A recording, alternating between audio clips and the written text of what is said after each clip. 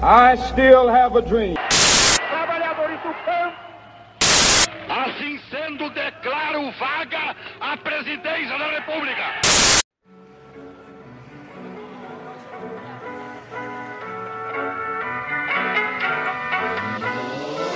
O período entre 1500 e 1888 no Brasil foi marcado pela invasão portuguesa, extração de matérias-primas como o pau-brasil e o ouro, exploração e catequização dos nativos e, principalmente, a escravização de pessoas oriundas da África. O Brasil foi o último país do Ocidente a abolir o trabalho escravo. Em 1888, a princesa Isabel assinou a Lei Áurea, que proibia o trabalho escravo no Brasil.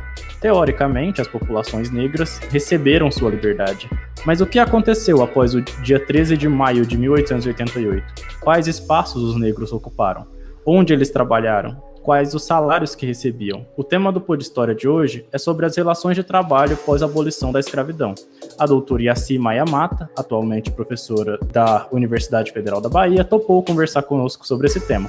Meu nome é João Marcos, pegue seu lápis, seu caderno e prepare-se, porque o Pod História está começando.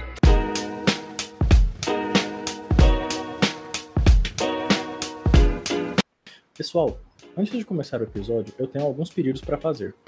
O primeiro é para você que escuta o Pod História, mas não segue o Historiando nas redes sociais. O Historiando é a página oficial do Pod História, e é por lá onde eu divulgo os episódios, além de dar sugestões de livros, sites para estudos e etc. Então, caso você queira seguir, é só pesquisar por historiando.ler no Instagram, Twitter ou Facebook. O segundo pedido é para você apoiar o Historiando. Eu divulgarei alguns conteúdos exclusivos apenas para apoiadores, além de citar seu nome nos próximos episódios. Você pode contribuir com valores a partir de R$3.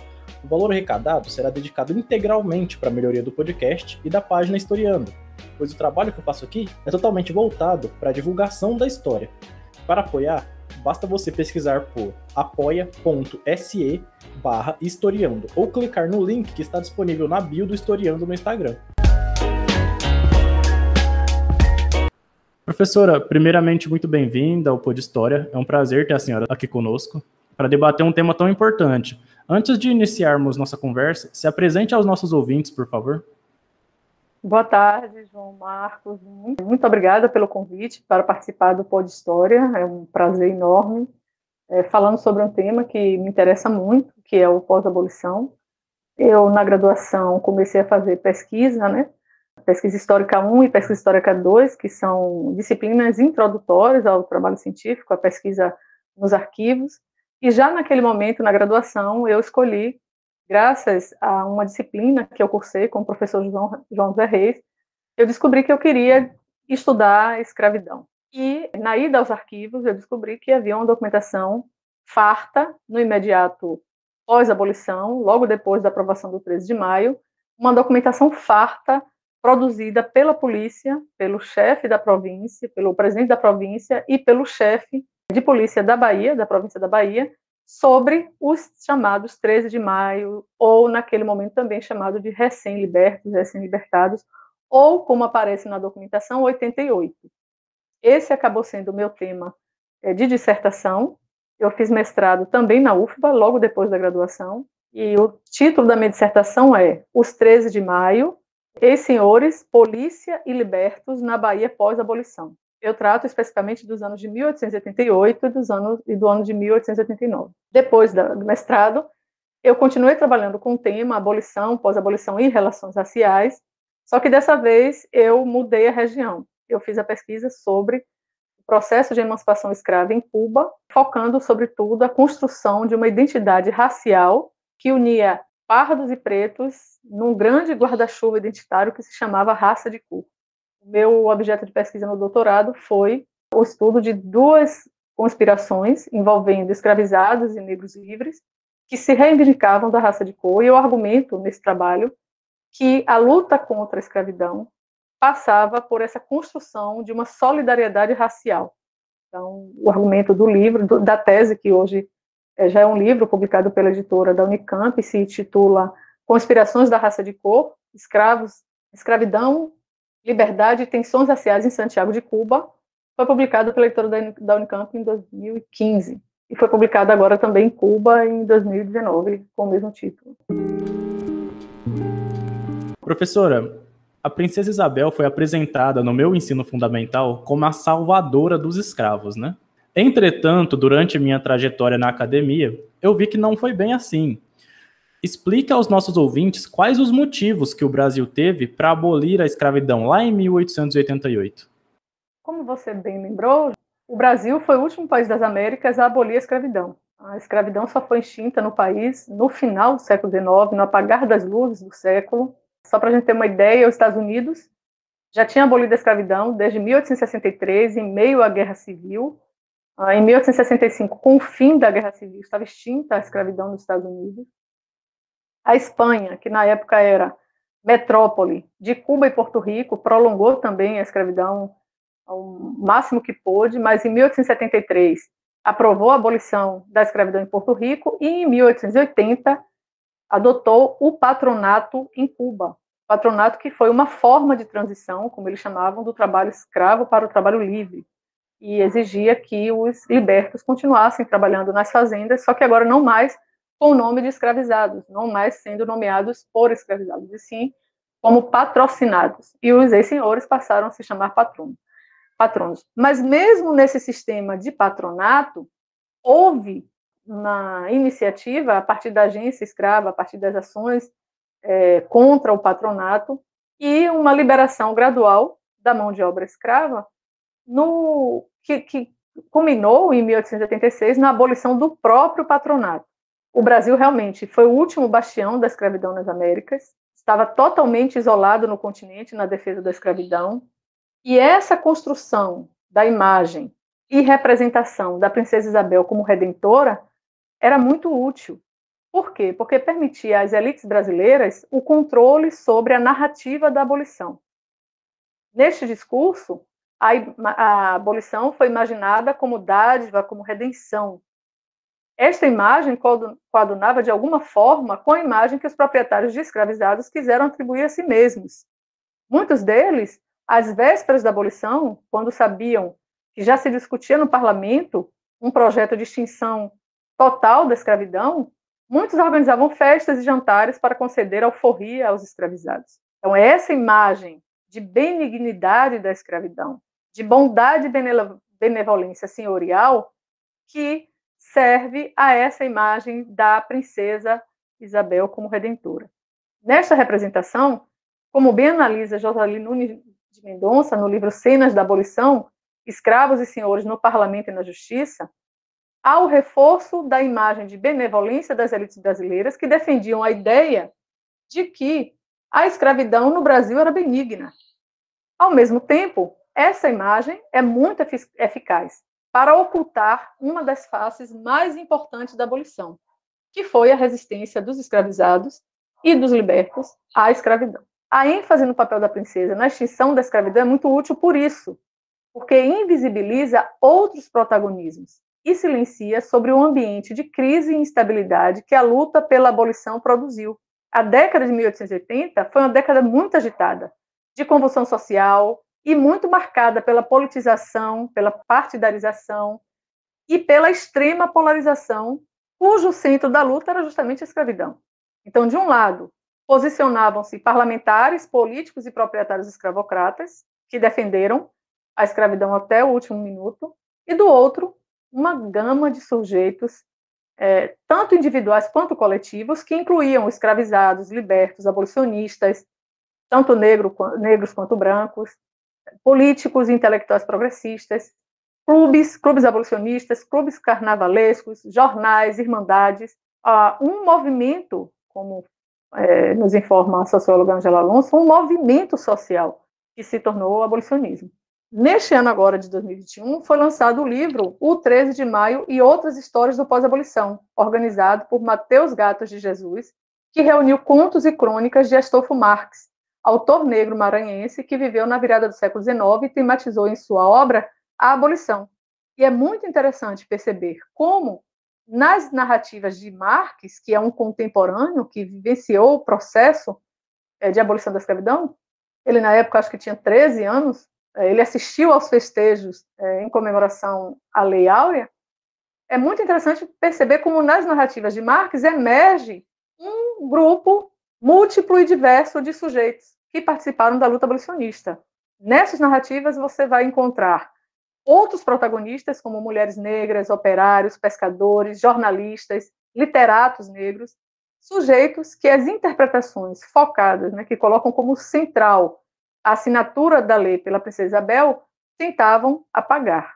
A abolição no Brasil, portanto, foi resultado da luta dos escravizados, da deserção dos escravizados das fazendas, do assassinato de senhores e feitores, que sempre existiu durante a escravidão, mas que na década de 80 foi muito presente, foi muito comentado, foi tema da imprensa local e nacional. Lembremos dos escritos literários abolicionistas, lembremos também de Castro Alves.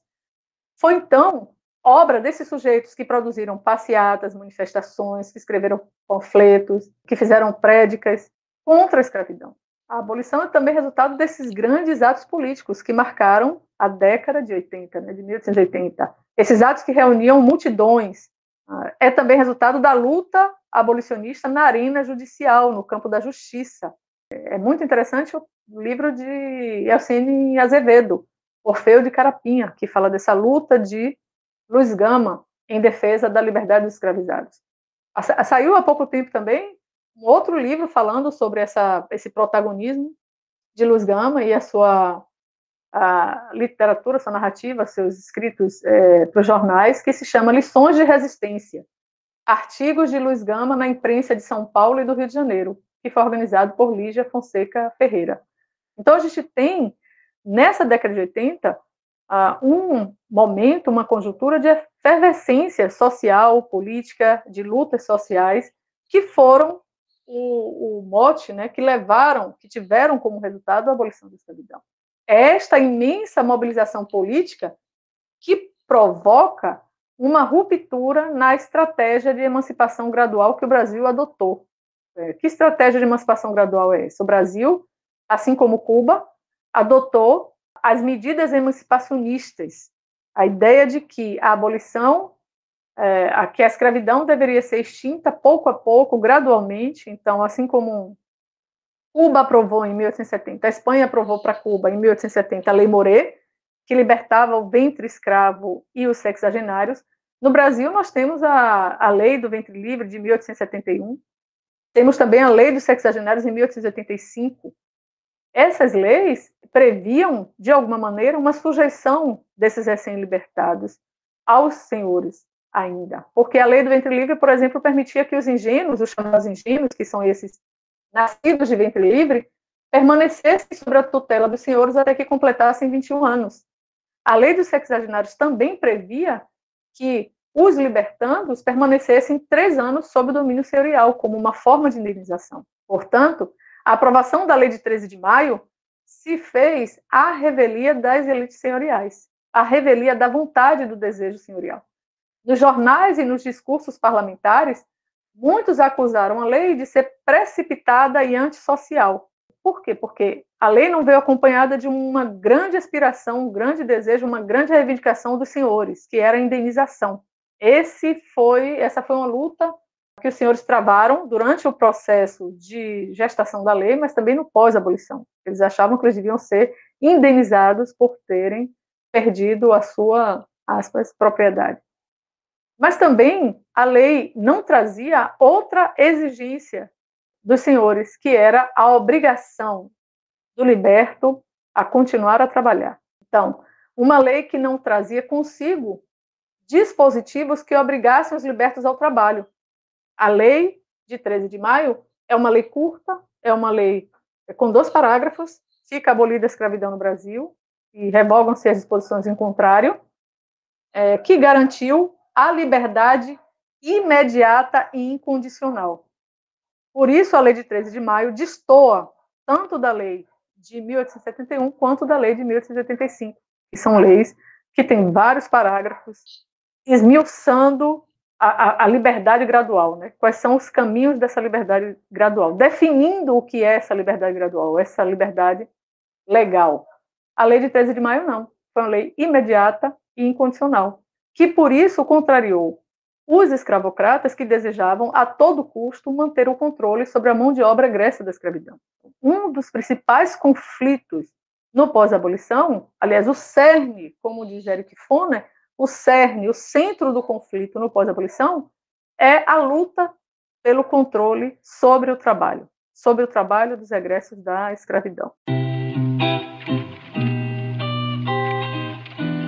Então, professora, sobre a questão ainda do pós-abolição, né, desse período dos anos 80 e de 1880 até o 13 de maio, que é o dia nacionalmente conhecido como o Dia da Abolição, você falou muito sobre algumas pressões internas, tanto dos escravos, com algumas rebeliões, tanto de abolicionistas, mas para essa abolição, teve alguma pressão externa também? Porque na escola, se eu não me engano, a gente estuda que a questão da Revolução Industrial Inglesa influenciou na abolição dos escravos. Até que ponto, assim, teve uma pressão externa para a abolição da escravidão no Brasil? Essa discussão sobre a pressão externa em relação à abolição é uma discussão que atravessa todo o século XIX. Primeiro com a abolição do tráfico, a primeira abolição do tráfico em 1831, depois com a abolição de 1850, e de fato assim uma pressão internacional que é bastante contraditória.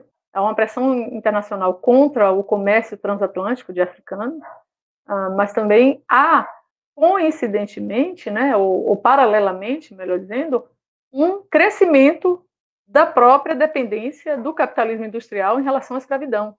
Então, ao mesmo tempo que o movimento abolicionista transnacional se fortalecia, as indústrias inglesas dependiam do algodão, que era produzido com a mão de obra escravizada do sul dos Estados Unidos.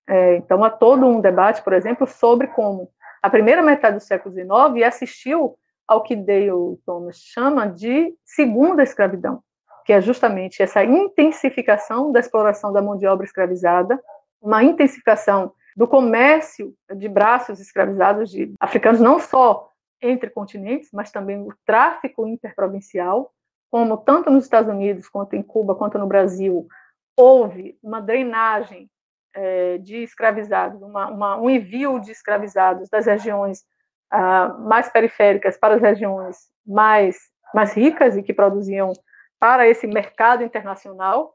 Então, ao mesmo tempo que a gente percebe que há uma pressão internacional, sobretudo desse movimento que é transnacional, que é o abolicionismo, há uma pressão inglesa, diplomática também, mas, ao mesmo tempo, há uma sustentação econômica da escravidão. Então, esse mercado que garante que esse algodão que é produzido pela mão de obra escrava chegue à indústria têxtil é também responsável pela manutenção e pela longevidade da escravidão. Eu acho que um bom livro que pode discutir, pelo menos essa primeira conjuntura da primeira metade do século XIX, é de Beatriz Manigonian, sobre os africanos livres. Mas há também outros textos que falam muito sobre essa chamada segunda escravidão. O Dale Thomas é um dos que argumentam muito sobre isso. E aqui no Brasil, Rafael Bivar Marques e Tamis Parrum também tem chamado muita atenção para essa chamada segunda escravidão. Então, é um momento de contradições. No final do século XIX, há sim uma pressão internacional. Por quê? Porque é o único país, e isso mostra um pouco, né, a face conservadora e escravocrata das elites nacionais, porque é o último país no continente que ainda depende da mão de obra escrava. E depende assim, depende como? O número de escravizados tinha se reduzido bastante. Calcula-se que no final do século XIX, o Brasil tinha cerca de 500 mil escravizados, se a gente não contar os ingênuos que continuavam nas fazendas e trabalhando nas fazendas. Inclusive, as crianças escravizadas também trabalhavam. E há já estudos apontando para esse trabalho infantil, esse trabalho na infância dos escravizados. Então, sem contar os ingênuos, a gente tinha mais ou menos meio milhão de escravizados em 1888. Era um número relativamente pequeno em relação à população geral do Brasil. Mas o que Berickman aponta, num artigo interessantíssimo que foi publicado pela Afroásia, intitulado Até as Vésperas, é que os fazendeiros, os proprietários de grandes fazendas que produziam açúcar, café, dependiam fundamentalmente da escravidão. Isso é que explica, por exemplo, a resistência desses proprietários a uma abolição imediata e incondicional. Não houve, pelo menos em algumas regiões do Brasil, e a gente pode falar muito de perto aqui dos estudos sobre a Bahia, não houve uma diversificação do trabalho, ou seja, não houve o investimento em outras formas de relação de trabalho, como o trabalho assalariado. Havia, sim, o emprego de trabalhadores livres, mas esse ainda era residual. A mão de obra fundamental desses engenhos, desses cafezais, ainda era mão de obra escravizada em 1808. Isso é importante para a gente entender o quê? A resistência à lei. Por que é que esses escravocratas estavam tão ferrenhamente apegados à escravidão? Porque eles dependiam economicamente dessa mão de obra escrava, que era uma mão de obra lucrativa. Porque um dos argumentos na historiografia brasileira, durante algum tempo, para entender a abolição, Joselino Nunes Mendonça fala um pouco sobre isso também, era a ideia de que o trabalho livre era mais lucrativo, né? Mas o trabalho livre apontava para esse processo de modernização do Brasil. Então, é como se os capitalistas decidissem que o trabalho livre no Brasil, eu falo os capitalistas, os proprietários e os comerciantes de escravizados, tivessem se dado conta de que o trabalho livre seria mais lucrativo e mais interessante. Mas o que a gente percebe não, é que o trabalho livre foi tão lucrativo que, se não fosse a pressão popular e o movimento social, o Brasil podia ter entrado no século XX ainda com a escravidão. Professora, o processo de abolição no Brasil, ele foi muito estudado, né? Ainda é muito estudado o processo de abolição. Explica aos nossos ouvintes como esses agora ex-escravizados se inseriram na sociedade brasileira. Bom, eu para pensar um pouco essa questão, eu vou sugerir a leitura de 3 autores, começando pela minha colega da Universidade Federal da Bahia, Vlamir Albuquerque, que tem um livro incontornável sobre as lutas por cidadania no pós-abolição. O livro dela se intitula O Jogo da Dissimulação. E ela mostra exatamente como, no imediato pós-abolição, o Brasil viveu um processo de racialização e de definição de diferentes cidadanias. E a luta dos egressos da escravidão, mas não só, dos negros livres também, para conseguir direitos políticos e civis. Então, essa luta, que é uma luta que vai definir, aliás, a historiografia tem trabalhado muito no sentido de descortinar os sentidos e significados da liberdade.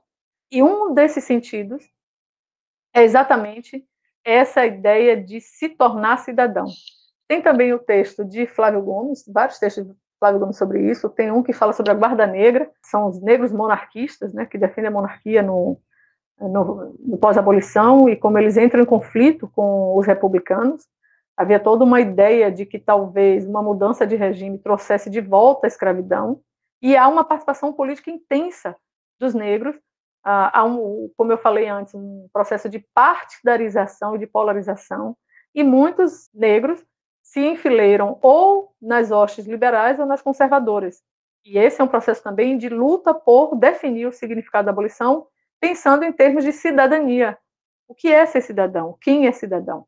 E o outro texto também clássico é o das Cores de Silêncio, de Hebe Matos, que mostra como houve também nessa inserção social, e isso é muito válido para o Rio de Janeiro, não sei se necessariamente para todas as regiões do Brasil, mas no pós-abolição houve uma tentativa de invisibilização da cor, e essa ausência de cor nos documentos, sobretudo nos documentos cartoriais. Por quê? Porque a cor é o estigma da escravidão, então a atuação no sentido de desracialização por parte de muitos libertos significava justamente esse acesso de uma cidadania ampla e de direitos que os afastasse da escravidão. Então, acho que esses 3 trabalhos ajudam muito, esses 3 autores ajudam muito a pensar as lutas que se deram em torno da cidadania. Na minha pesquisa, eu achei coisas muito interessantes sobre isso. Então, o que a gente percebe é que, se na década de 80, antes da abolição, havia já uma politização, isso que Flávio Gomes chama da micropolítica do cotidiano, que os escravizados fizeram e que os libertos manejaram muito bem. Os escravizados que participavam, os libertos, os negros livres, que participavam das grandes passeatas, das grandes manifestações de rua contra a escravidão. O que eu percebo no pós-abolição é que muitas vezes a festa se tornava um espaço de politização. A festa era também um protesto. Então, há casos de muitos conflitos envolvendo libertos, sobretudo no extremo sul da Bahia, que justamente usaram o espaço da festa para afirmar a cidadania, para afirmar o seu direito a ser livre. Tem um documento que eu acho interessante citar, que é um documento de um indivíduo que tinha bebido, estava na sua porta, falando impropérios, e foi preso por 2 guardas e levado para a delegacia policial. E o relato do documento é de que ele estava falando muito alto na frente de casa, gritando, e quando os soldados foram prendê-lo, ele gritou em alto e bom som: eu sou livre, eu estou na porta da minha casa, eu posso falar o que eu quiser. Esse episódio é um indício, um pequeno indício, de como essa luta por direitos, essa ideia de cidadania, era incorporada pelos ex-escravos no imediato pós-abolição. Uma das coisas que eu acho que é interessante pensar é como o 13 de maio alargou as expectativas, o horizonte de expectativas dos libertos em termos do que seria o significado da liberdade e também da igualdade.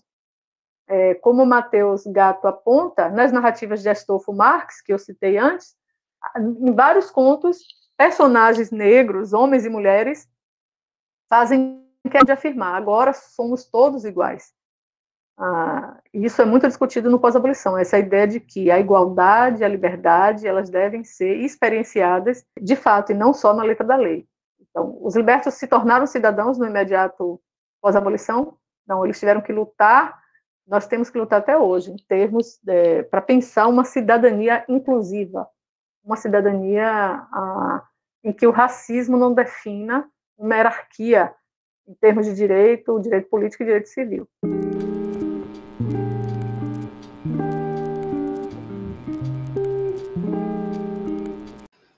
Geralmente, nós, enquanto sociedade, não pensamos como foi esse primeiro contato desses ex-escravizados com o trabalho não escravo, não forçado. Sabemos que um preconceito racial foi e ainda é, em certa medida, determinante na hora de encontrar um emprego. E a minha pergunta é a seguinte: onde essas populações de ex-escravizados foram trabalhar? João, é preciso lembrar que antes da abolição já havia uma densa população de libertos e negros livres inseridos no mundo do trabalho. Em muitas cidades brasileiras, como Rio de Janeiro e Salvador, os negros livres atuavam em diversas ocupações: sapateiros, barbeiros, cozinheiros, carroceiros, costureiros, pedreiros, ferreiros e carpinteiros. Os trabalhadores negros também desempenhavam atividades nas fábricas.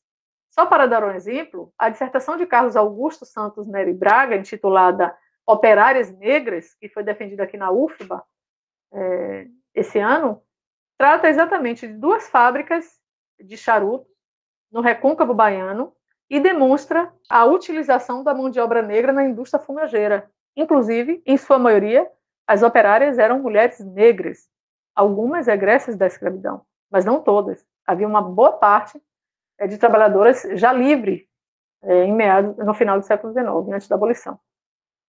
Os estudos sobre a indústria têxtil também apontam a presença de trabalhadoras negras. Os livros de Roberto Souza, Tudo pelo Trabalho Livre, e Trabalhadores dos Trilhos, Imigrantes e Nacionais Livres, Libertos e Escravos na Construção da Primeira Ferrovia Baiana, 1858 a 1863, demonstraram, por exemplo, a participação de trabalhadores negros lado a lado com imigrantes na construção das ferrovias da Bahia, já em meados do século XIX. Jefferson Bacelar, no livro A Hierarquia das Raças, ao analisar os quadros ocupacionais de negros em Salvador, no período imediato após a abolição, percebeu que a presença dos negros era marcante no trabalho autônomo de uma forma geral, no transporte e venda de mercadorias, no trabalho nas roças e no mar, nas atividades de ofício e artesanais. Essas atividades permitiam muito mais autonomia e mais controle sobre o tempo e ritmo de trabalho. Por isso, elas foram muito mobilizadas também no imediato pós-abolição. Mas um dos principais projetos de liberdade nas áreas rurais, em todas as Américas, a gente pode falar de Cuba, do Brasil, do Haiti, dos Estados Unidos, a maior aspiração dos libertos era se tornar lavrador independente, ter sua própria terra para plantar. Sobre essa associação entre posse de terra e liberdade, sobre essa ideia de que, para muitos escravizados, o sonho de liberdade era possuir terra, a sua própria terra, há uma vasta bibliografia nas Américas. Indico, sobretudo, os livros Nada Além da Liberdade, de Eric Foner, e Emancipação Escrava em Cuba, de Rebecca Scott. Para o Brasil, Uma boa reflexão nesse sentido pode ser encontrada em um artigo clássico de Silvia Lara intitulado Escravidão, Cidadania e História do Trabalho no Brasil, que foi publicado na revista Projeto Histórico. Após a abolição do trabalho escravo, boa parte dos proprietários de terra encontraram nos imigrantes europeus uma nova mão de obra, né? Agora dessa vez assalariada. Porque esses proprietários, não são todos, né, como você afirmou na sua última resposta, alguns deles, muitos dos ex-escravizados, se inseriram no mercado de trabalho, porque esses proprietários não buscaram nos ex-escravizados essa mão de obra que outrora eles tinham de forma escrava. Este argumento pode ser válido para algumas localidades do Sul e do Sudeste, mas não para todo o Brasil. A Bahia, por exemplo, não recebeu muitos imigrantes no pós-abolição. Inclusive, a professora Vlamira Albuquerque cita no livro dela um episódio muito interessante, que é uma notícia de que chegaria um navio alemão carregado de trabalhadores alemães e os festejos que o principal jornal da província fez durante muitos dias. Houve toda uma preparação de uma recepção para esses trabalhadores alemães. E qual não foi a frustração quando o navio chegou no Brasil, em Salvador, no porto, só desceu um alemão e o restante seguiu para o sul. E depois foram 3 dias de lamentação do jornal. Por quê? Porque a Bahia havia um projeto de imigração que passava pelo branqueamento, pela eugenia social. E a Bahia, as elites baianas, né, se frustraram muito, porque a Bahia não foi um destino preferido dos imigrantes no pós-abolição. Então, esse argumento de que houve uma substituição da mão de obra escravizada pela mão de obra imigrante pode ser muito válida, mas só para algumas localidades do Sul e do Sudeste, não para todo o Brasil. Aliás, esse projeto de imigração gerou nas elites baianas uma grande frustração, porque elas aspiravam ao embranquecimento da província e perceberam que esse projeto não seria viável. Mas mesmo naquelas regiões onde houve grande imigração, como a região sudeste, nunca ocorreu uma substituição completa da mão de obra negra. Nunca. A tese de Lúcia Helena Oliveira Silva, chamada Construindo uma Nova Vida, Migrantes Paulistas Afrodescendentes na Cidade do Rio de Janeiro no pós-abolição, 1888-1926, discute a migração de um grupo de libertos de São Paulo para o Rio de Janeiro em razão das dificuldades enfrentadas para o acesso a postos de trabalho em decorrência dessa concorrência estrangeira. No entanto, a mesma autora aponta que, embora a maioria dos colonos fossem brancos, havia sim alguns colonos negros, e a autora demonstra ainda como havia uma convivência de egressos do cativeiro com esses novos trabalhadores imigrantes que chegavam. Então, esse projeto de substituição da mão de obra nunca se realizou. Como demonstra também Aldri Castellucci, no livro Trabalhadores e Políticas no Brasil, do aprendizado do Império ao sucesso da Primeira República, 77% dos trabalhadores que se organizaram no Centro Operário da Bahia eram pretos, pardos e mestiços, que conviviam com trabalhadores brancos e raros estrangeiros. Então, sabemos que, de fato, como você apontou, o racismo estrutura as relações de trabalho no Brasil, mas não no sentido da exclusão dos trabalhadores negros, e sim na sua inserção subordinada, na sua inserção subalterna.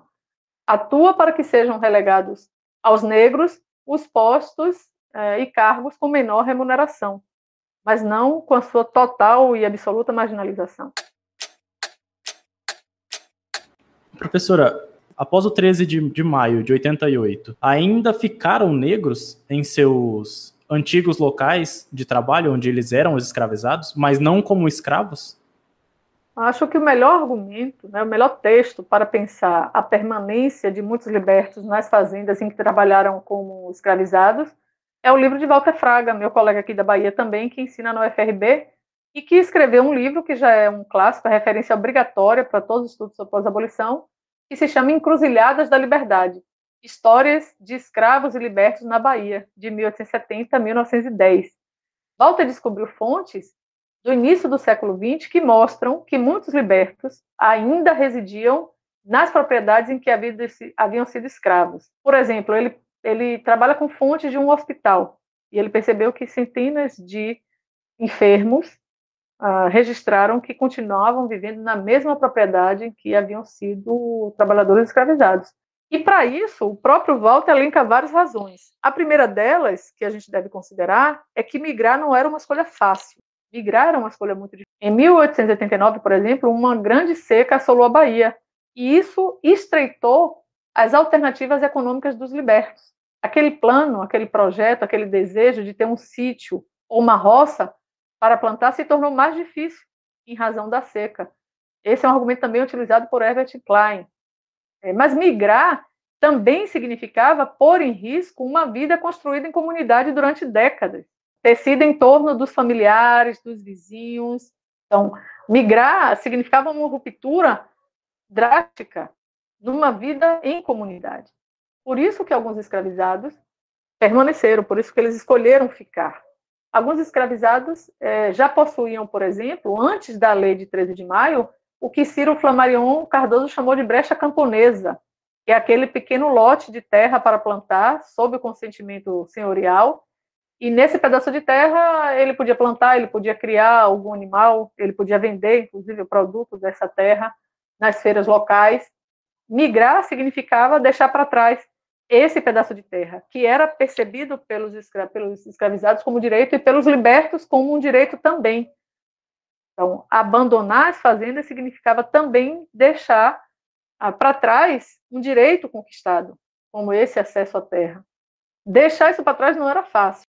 Outro fator que foi decisivo para a permanência, e Walter discute isso muito bem, é justamente a construção de territórios sagrados. Ele aponta o exemplo de um babalorixá que conseguiu, inclusive, a autorização de erigir um terreiro na fazenda do ex-senhor. Então, todas essas razões elas devem ser pensadas quando a gente discute por que ou não os libertos permaneceram nas fazendas. Mas tem um outro fator que eu acho que é determinante, que eu exploro na minha dissertação, que é a suspeição policial. Então, no imediato pós-abolição, os conflitos geraram em torno do controle e disciplinarização do trabalho, o controle sobre o trabalho dos libertos. Os senhores reclamavam muito, se queixavam muito, tanto para a polícia quanto para os jornais, do que eles chamavam a insubordinação, a desobediência e a insubordinação dos libertos. E o que é que era, naquele momento, a insubordinação? A recusa de muitos libertos de continuar a viver sob sujeição, de continuar a viver nos mesmos moldes da escravidão. Então, o próprio Walter também explora um pouco isso, de que mesmo aqueles que permaneceram construíram, né, formas de romper com a relação escravista. Muitos continuaram trabalhando nas fazendas, às vezes não as do mesmo senhor, não a mesma fazenda em que ele era escravizado, muitos migraram entre engenhos para se distanciar desse passado escravo, mas aqueles que permaneceram impuseram condições. Por exemplo, há uma revolta geral contra o castigo físico, contra a coerção física, que é a principal marca da escravidão.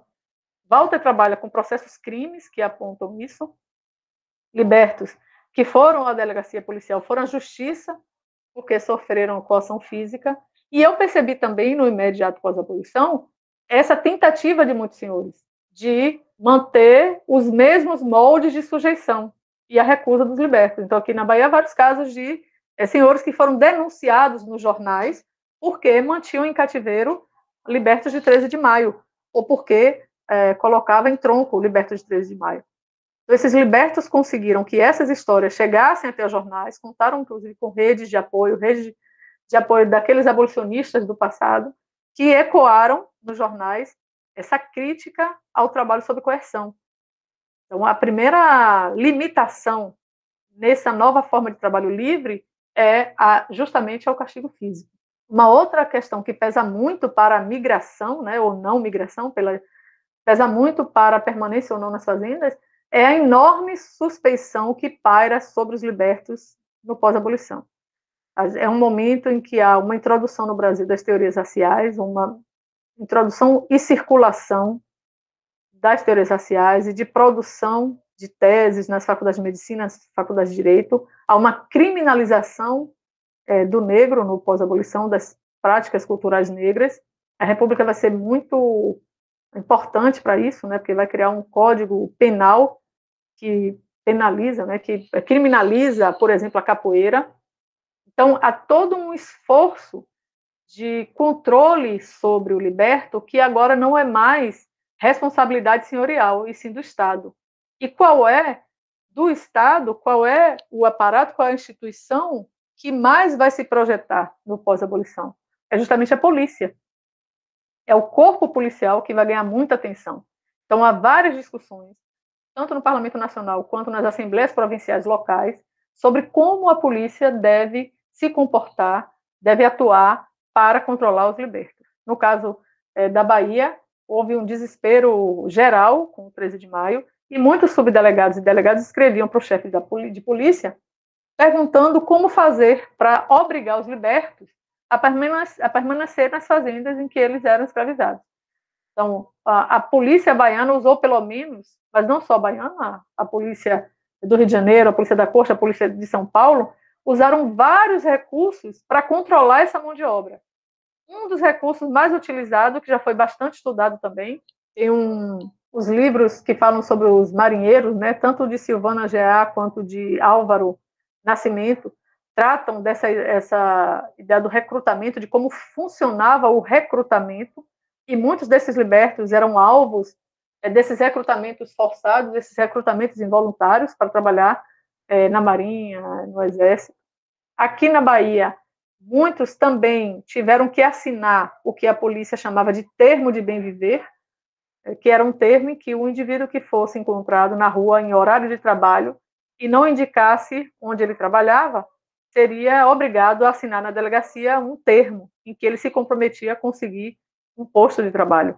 É uma forma de coerção extraeconômica que fragilizava, vulnerabilizava a opção de migrar, porque os migrantes, eles podiam ser criminalizados, eles podiam ser enquadrados como vadios. Aliás, vadiagem é uma palavra que circula muito no final do século XIX, né? A luta contra a vadiagem que as elites brasileiras assumem, que tem como objetivo fundamental o controle dessa mão de obra negra, limitar essas alternativas econômicas, essa circulação.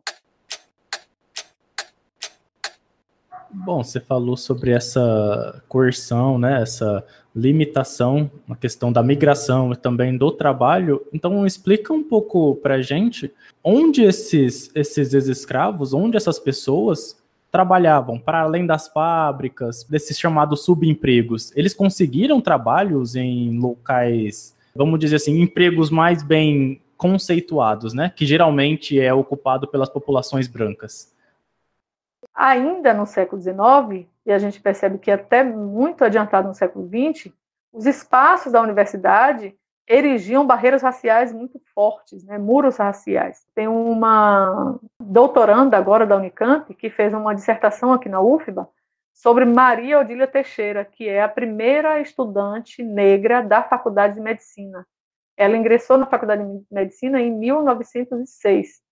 Então, só para a gente pensar o quão difícil era para os negros ascenderem a posições de projeção, de prestígio e de boa remuneração. Não houve, como muitos projetavam, propós a abolição, um processo de reforma agrária, uma inserção, uma ampliação da instrução pública que de fato atendesse a toda a população, um investimento no sistema educacional. Então, os negros enfrentaram muitas barreiras raciais para a sua inserção nas universidades, nas escolas. Houve, sim, a tentativa de criação de escolas noturnas. A Jucimar Cerqueira estuda isso, mas ainda iniciativas muito incipientes, que não permitiram que houvesse uma apropriação, uma inserção, uma inclusão dos negros nessas profissões mais remuneradas, mais bem remuneradas. É verdade que alguns poucos conseguiram atingir uma mobilidade social, uma inserção social, mas isso depende muito do seu capital familiar, do seu capital cultural, do seu capital simbólico. A grande massa da população continuou a ver vedados esses espaços institucionais de formação escolar. Essa é uma das explicações para essa desigualdade racial no mundo do trabalho que perdura até hoje. Um dado interessante é que muitas ocupações começaram a ser regulamentadas exatamente no final do século XIX. Então, uma delas é como se chamava antes, dos criados de servir. Então, no Brasil, em várias províncias, Flávia Azevedo estuda isso para o Rio de Janeiro, Marina Leão estudou aqui para a Bahia, apontam como as câmaras municipais se preocuparam em regulamentar o trabalho doméstico, muito em função da abolição. E a ideia principal desses legisladores era garantir o direito, não os direitos dos trabalhadores, mas sim havia um início, digamos assim, de preocupação com a proteção social, mas muito incipiente. O que mais importava naquele momento era proteger, por exemplo, os senhores do abandono de serviço. Então, essa é uma das decorrências no trabalho livre que a abolição gerou. A oportunidade, a possibilidade do liberto dizer que não quer mais trabalhar para determinado patrão. E isso atemorizava os patrões, porque eles estavam há muito tempo acostumados com esse trabalho cativo, esse trabalho sob coerção física. Então, havia muita queixa dos senhores, por exemplo, dos criados de servir, de que eles exigiam que fosse paga uma multa, os regulamentos falavam sobre isso, uma multa para o abandono de serviço. E aquilo que você perguntou antes sobre como o racismo operava, né? Em alguns casos, em alguns dos anúncios solicitando o trabalho desses escravos de servir, havia a exigência racista, né, de boa aparência. E, em muitos casos, há notícias de jornais que falam de preferência por brancas ou imigrantes. E eu falo no feminino porque a maioria dos trabalhadores eram brancos. Essa preocupação com o controle do trabalho, né? Tanto é uma preocupação dos patrões, mas é uma preocupação do Estado, que age através da polícia, mas também dos legisladores, que produzem uma série de regulamentos, cujo objetivo central é controlar o trabalho dessa mão de obra egressa da escravidão. Professora, após a abolição, ainda existiu donos de engenhos, senhores de latifúndios que manteram escravos de forma ilegal? Houve a tentativa. Houve sim a tentativa, há vários documentos atestando isso, de senhores, muitas vezes, senhores isolados. A abolição veio num momento de tanta participação política que era muito difícil uma tentativa dessa passar despercebida pelos abolicionistas, pelos jornais, pelos intelectuais. Então, havia, sim, uma tentativa isolada de 1 ou 2 ou 3 senhores, algumas notícias esparsas no jornal, que falam dessa tentativa de manutenção da coerção. Walter cita muitos desses casos, eu cito alguns também na minha dissertação, mas foi muito difícil, por quê? Porque os libertos, eles atuaram com muita determinação para conquistar um significado para a liberdade, que significava mobilidade, autonomia, controle sobre o ritmo e o tempo do trabalho, a possibilidade de participação de festas ou não. Não é por acaso que a gente tem uma república que vai ser extremamente repressiva em relação aos negros de uma forma geral, tentando reprimir as suas manifestações políticas, como foi o caso da Guarda Negra, mas também as suas manifestações culturais, e travando uma luta incansável contra o que eles chamavam de vadiagem, que era simplesmente, muitas vezes, a negativa de muitos libertos de trabalhar sob os mesmos termos da escravidão. Nesses contos de Astolfo Marx, há um caso, por exemplo, que é narrado por 2 libertas, de uma mulher chamada Vitória, que, quando soube da lei, abandonou o balde no mercado e não apareceu nunca mais. E há o caso também de outra liberta que foi até a casa das senhoras para dizer que no açougue ela não ia mais, que é quem quiser que fosse, e pegou a trouxa dela e saiu. Aqui na Bahia tem um caso que é muito interessante, que é de um senhor de engenho que escreve lamentando no jornal, porque no dia 12 de maio ele saiu com um escravizado de uma cidade, de Santo Amaro, saiu de trem, e quando ele voltou, já no meio da viagem, quando o escravizado soube da notícia da lei, desapareceu. E voltou 2 dias depois, informando que não ia trabalhar mais para ninguém. Então, esse tipo de atitude, esse tipo de conduta, de comportamento, de autonomia, de negação de sujeição e de subordinação que vai irritar muito os senhores no pós-abolição. Então, houve tentativas de manutenção do trabalho escravo? Houve, sim. Agora, se elas realmente se realizaram, a gente não pode medir totalmente, mas pode dizer que com muita resistência, porque já havia uma trajetória de resistência contra os abusos da escravidão. E eu vi um caldo cultural construído de resistência que foi muito importante para negar esses abusos dos ex-senhores no pós-abolição. Por isso é que há tanto conflito também. No caso da Bahia, por exemplo, os delegados reclamam muito da invasão de terras. Muitas vezes essa tentativa, esse desejo, essa aspiração de possuir terra, né, da propriedade da terra, não se realizava completamente. E tem um delegado que chega a dizer que parece que as ideias do comunismo estão se enraizando na Bahia, porque todo mundo acha que pode ter um taco de terra para plantar. Então, muitas vezes, a reação ou a conquista da liberdade para os libertos era justamente se apropriar da terra. É muito interessante pensar nesse livro de Eric Foner, né, em que os libertos diziam que eles tinham direito à terra porque foram eles que trabalharam, eles que fizeram a terra produzir. Como a gente não tem textos de libertos baianos falando sobre essas experiências, a gente pode fazer uma analogia e pensar como essas invasões de terra foram a forma dos escravos, dos libertos, reivindicarem uma cidadania, uma inserção social, um afastamento, um distanciamento da escravidão, a forma deles definirem a liberdade.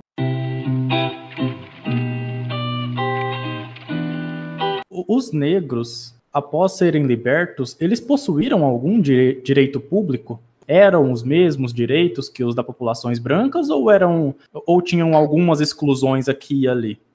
No Brasil, nunca houve uma segregação em termos de direito cunhada pela questão racial.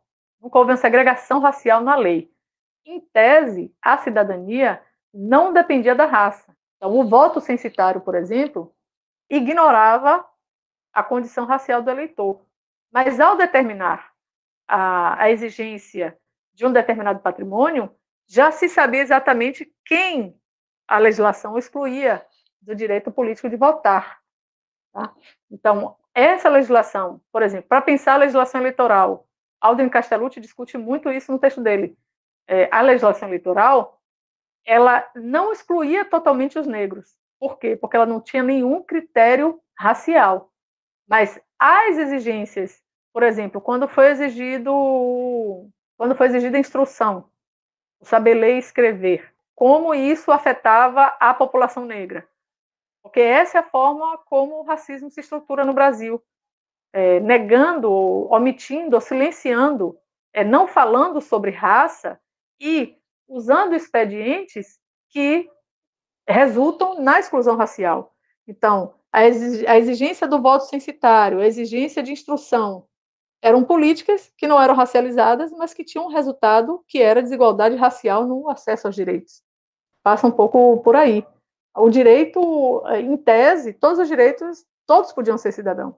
Agora, como essa cidadania foi percebida, foi vivenciada, aí é que a gente percebe quais são as barreiras de exclusão que são raciais.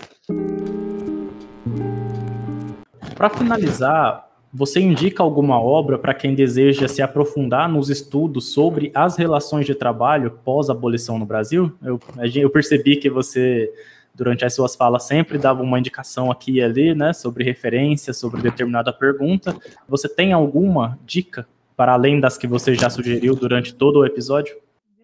Bom, eu sugiro a leitura, primeiro, de um artigo de Álvaro do Nascimento, que fala sobre essa invisibilização dos negros na história social do trabalho, e também um artigo produzido por Flávio Gomes e Antônio Luiz de Negro, que falam também sobre a presença negra na história social do trabalho. Então, o que a gente tem percebido é que é um esforço da historiografia em pensar a história social do trabalho não a partir dessa ideia de substituição da mão de obra negra por imigrantes, não a partir dessa invisibilização dos negros trabalhadores no imediato pós-abolição, porque nessa perspectiva, nessa interpretação da história do Brasil, os negros aparecem apenas na condição de escravidão. E o que as pesquisas de história social do trabalho têm mostrado é que os negros, eles nunca foram excluídos do mercado de trabalho, eles sempre foram a mão de obra fundamental das diversas atividades ocupacionais no Brasil. O que a gente tem que pensar é como mudar esse olhar. E aí eu sugiro, né, que vocês busquem os simpósios, as produções bibliográficas desse grupo de historiadores, não só do GT pós-abolição, mas também do GT Mundos do Trabalho, porque reúne pesquisadores preocupados exatamente com essas temáticas, com a inserção do negro, os temas da escravidão, do pós-abolição, mas não só. A presença dos negros no imediato pós-abolição, a sua participação no mundo do trabalho, a sua participação política. É muito importante pensar, por exemplo, a crítica de Aldrin, a tese de José Murilo, de que o povo assistiu bestializado à República. Então, há vários estudos que já apontam como havia uma politização dos negros, como eles foram atuantes nas lutas políticas, tanto no final do século XIX, como na primeira metade do século XX também, como eles foram importantes nas greves. Aqui, o Brasil vivenciou várias greves, greves de estivadores, greves dos padeiros, greves do transporte, greve dos ferroviários, e em todas essas categorias havia a presença de trabalhadores negros, inclusive de lideranças políticas negras. Então, é muito importante pensar como esses trabalhos, tanto do GT Emancipações e Pós-Abolição, como do GT Mundo do Trabalho, organizados pela ANPU, pela Associação Nacional de Professores Universitários de História, têm sido importantes para desvendar essa face da história do trabalho no Brasil. Bom, esse foi o Pod História de hoje. Muito obrigado, professora, pelo seu tempo e disposição para falar conosco, e até a próxima. Eu que agradeço, João. Muito obrigada por essa oportunidade.